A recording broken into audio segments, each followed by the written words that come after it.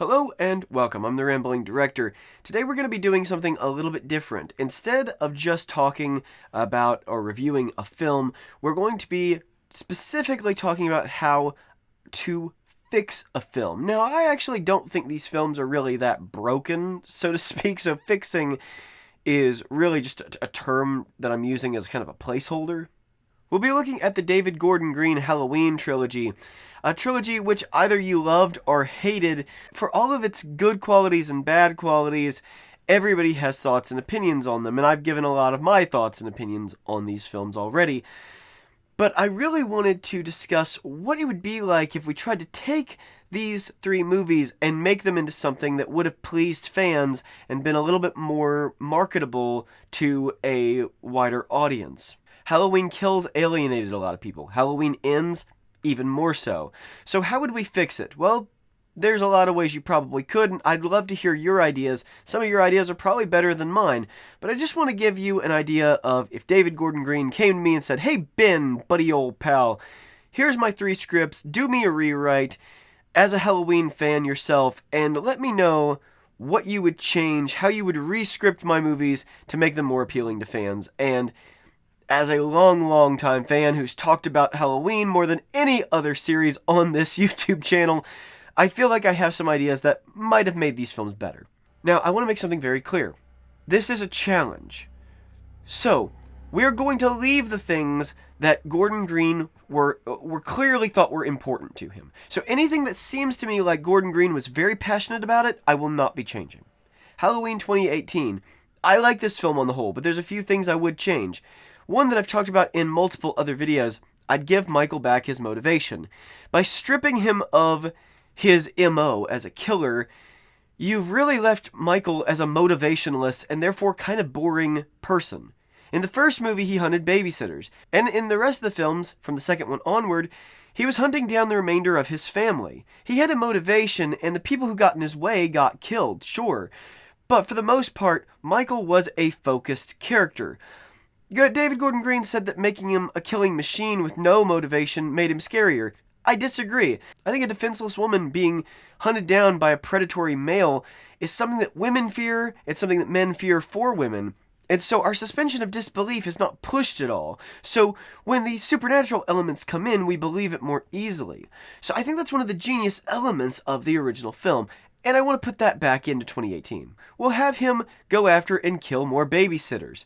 We'll get rid of the old couple that he kills to get his knife. Instead, we'll make that more like Halloween 2. He won't kill them because they're not a threat. This also eliminates the plot hole of why he didn't kill the baby when he kills multiple other children. I'd also insist that Dr. Sartain is not going to have that stupid twist.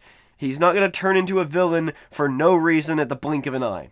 No, absolutely not. Instead, we're going to set up Dr. Sartain as the new Dr. Loomis, which is what Jamie Lee Curtis set him up as in her line, which was clearly there for the trailer. We're going to have Dr. Sartain hunting down Michael with Officer Hawkins. Maybe we'll make Officer Hawkins the sheriff in this version, because the sheriff was kind of useless in the theatrical releases of these movies. So he's hunting down Michael, they hit him with the car, and maybe Michael sits straight back up, just as you'd expect as soon as he's hit with the car. Sartain pulls out a revolver, just like Loomis's, and goes, "This is for Dr. Loomis, you son of a bitch!" Unloads into him and, shoots him 6 times, because that's Dr. Loomis. Oh no, Michael grabs the knife and kills Sartain. Then maybe he stabs Hawkins once and leaves him for dead, and that gives more of an excuse why Officer Hawkins is still alive in the next film. He doesn't have to be as thorough as Sartain because he's not trying to kill him. Officer Hawkins is just in his way. Another thing that we're going to change. Okay, David Gordon Green is a talented filmmaker, and on the whole, again, I like his trilogy personally. However, there is one moment of utter confusion that follows throughout all 3 of these films. Is Michael after Laurie Strode or not? Now, in 2018, it seemed like he was, and it seemed like fate was conspiring to bring them together. Then, in Halloween Kills, they say, no, it's just about him going back home. Then Halloween Ends scraps both of those plots, and it kind of seems like he is following Laurie because he shows up outside the house when Corey Cunningham is there. Well, maybe he's just following Corey, but he seems to recognize Laurie. So what is it? At the end of Halloween Kills, there's even that stupid moment where Laurie and Michael, it's almost like they have a psychic connection with each other. In this version, we're going to make it clear. Michael is after Laurie. So he gets in the car and he drives to Laurie's house. Perhaps he hears something on the police monitor about the police who are at Laurie's house. Where's Laurie's house? It's over here. Get over there right away. Now Michael is going to go over there. So he takes Allison with him.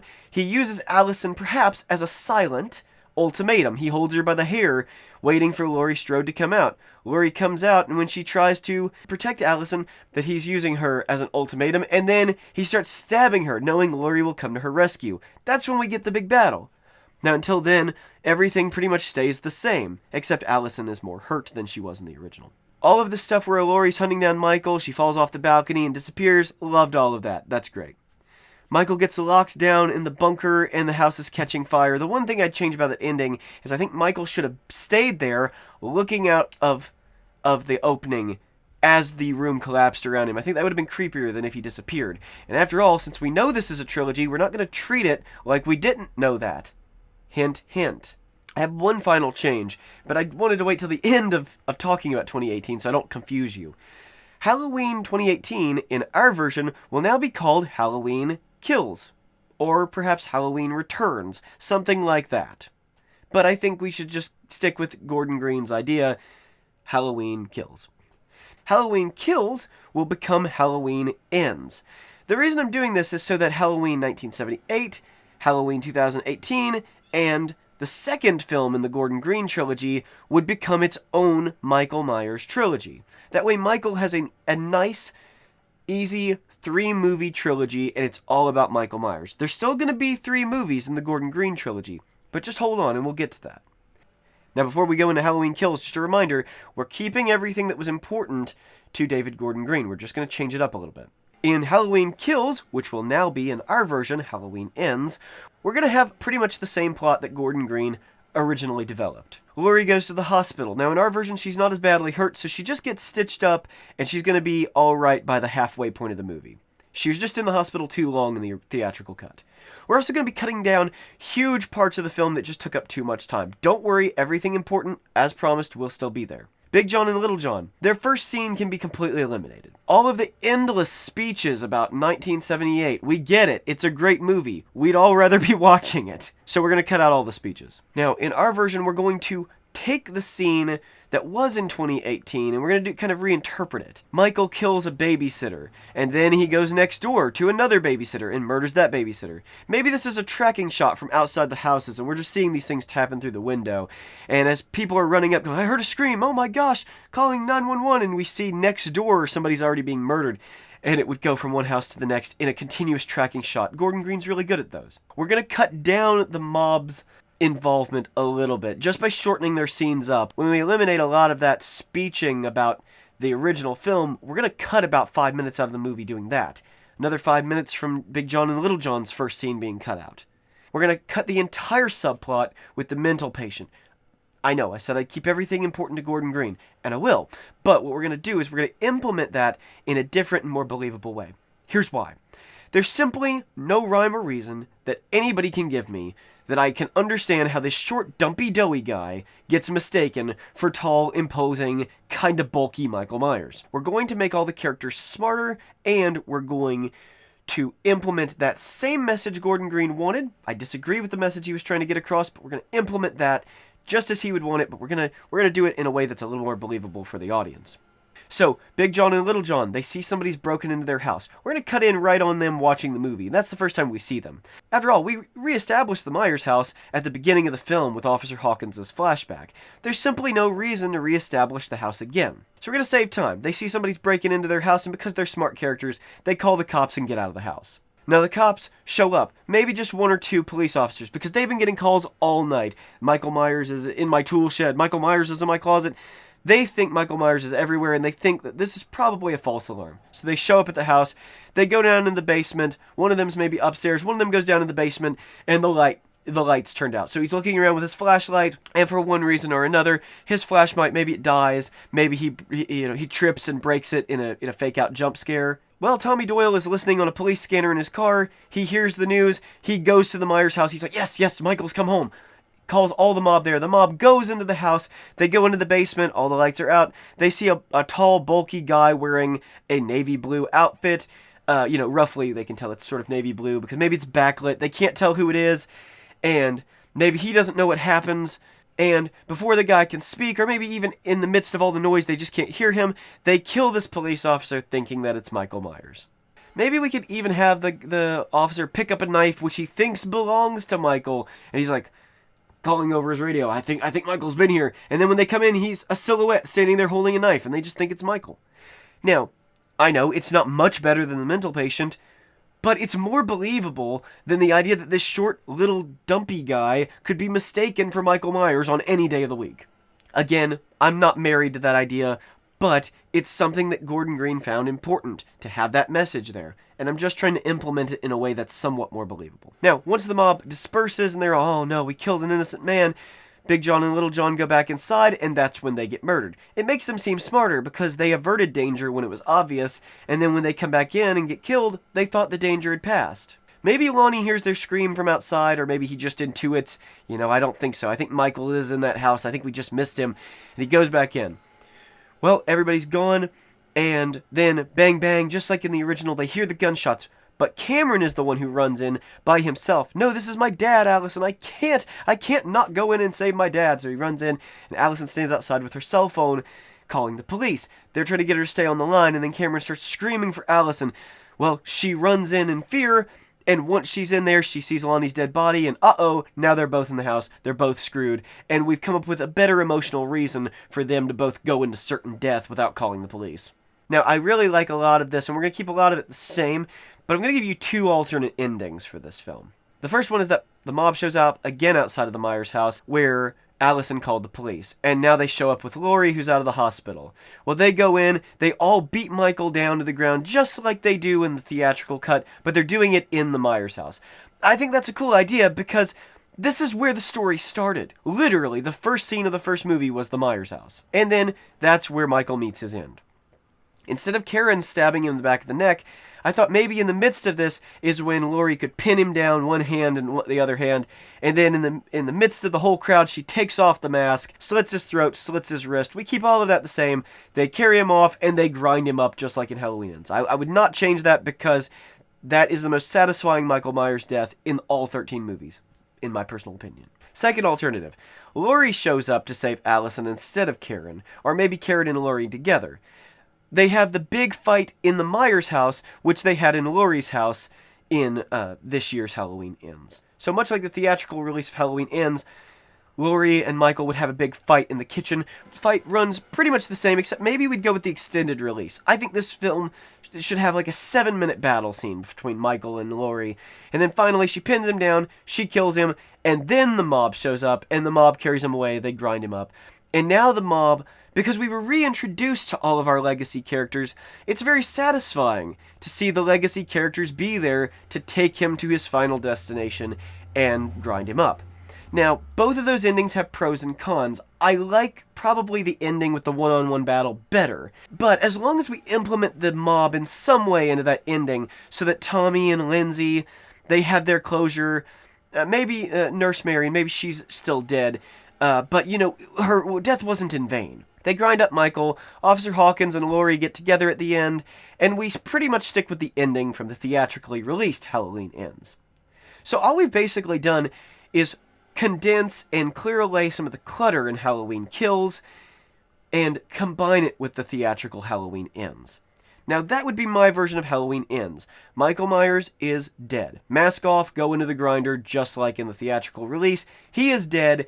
Absolutely no debate about it. Now, as the credits roll, perhaps they start rolling in silence. Everything's as it should be. Laurie gets her man. Michael's dead. The boogeyman is gone. Then, a mid-credit sequence. And we see a modern house. A first-person point of view kills a person's brother, sister, something like that. It's basically a shot-by-shot recreation of the original opening to the 1978 Halloween. And when the mask gets pulled off, bang, a new kid has taken Michael's place.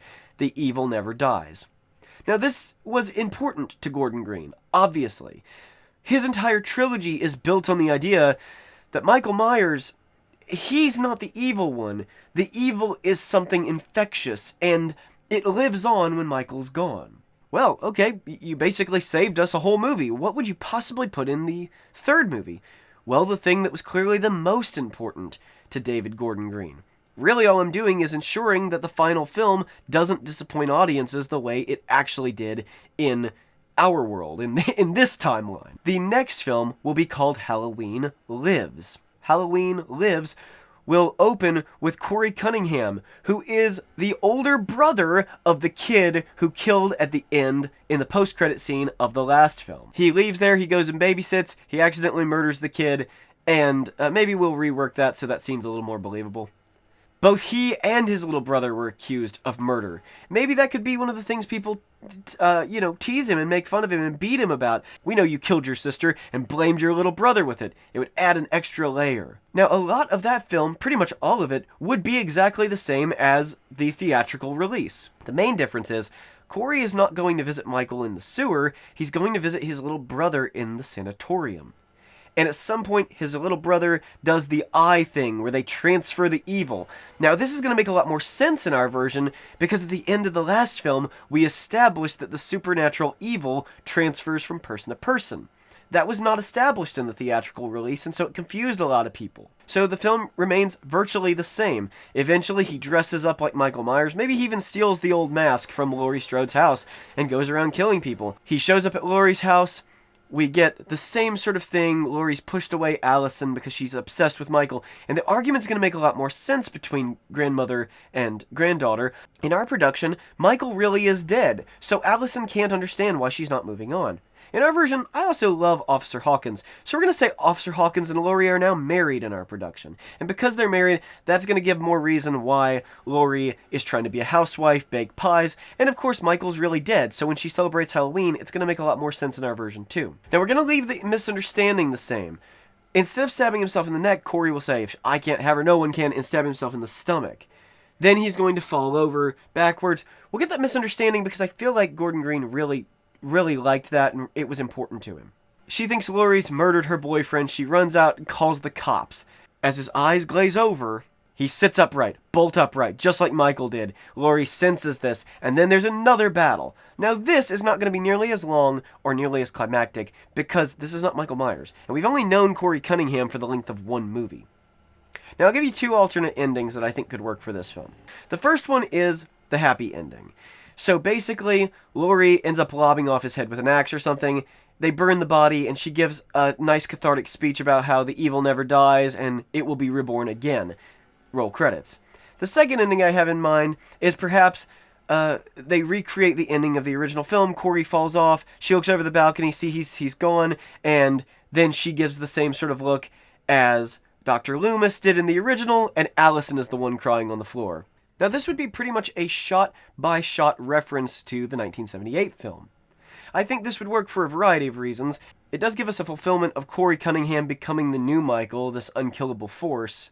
It also sets up the possibility that we could continue making sequels, but Michael Myers as a character is dead. Now, both of these endings have pros and cons, I think, and just like the ending to the last film, I think it would be something that would really be a matter of audience taste. Perhaps we'd film both endings and see what the audience liked more. All the same, what I think would really work about this is that Corey Cunningham is his own character, defined and given life throughout this movie. And equally, and oppositely, Michael Myers gets a definitive end. I think a lot of people's issue with Halloween Ends wasn't that it was about a different killer, it was that Michael Myers was treated like a side plot in his own movie. Yeah, I think this would be more satisfying. Now, would I ever sit here and tell you that this is the definitive version, or argue with you that my idea is better than yours? No. This is not by any means the definitive way that this should have been done. But, while keeping intact the things that Gordon Green thought were important to him, using that as a limitation, I think that this would have been a more satisfying trilogy that would have still maintained the things that he really wanted to do with the series. So that's all for today. Please let me know in the comments below how you would have rewritten these films. Again, with the condition, anybody could just write a better Halloween film, but with the condition, if you were writing it for Gordon Green, and you were making it specifically for him, keeping in mind the things he wanted like, really felt were important to him, could you write something better? I'd love to know your thoughts on it. So thank you everybody for watching, and I will see you in the next one.